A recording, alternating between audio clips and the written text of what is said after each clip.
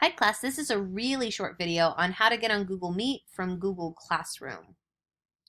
So first you are going to start at Google Classroom, obviously. You're going to open up the app Google Classroom. Remember the icon looks like this.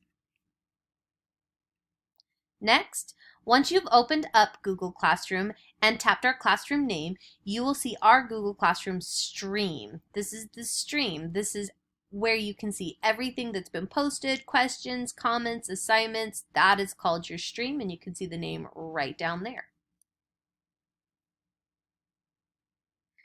Then, in the upper right hand corner, you will see a small camera icon. The camera icon looks like this. You're just going to tap on that icon.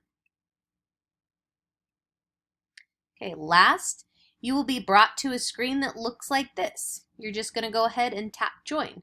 Before you join, you might want to decide if you want to have the camera on. You can tap that on or off so that people can either see you or not see you.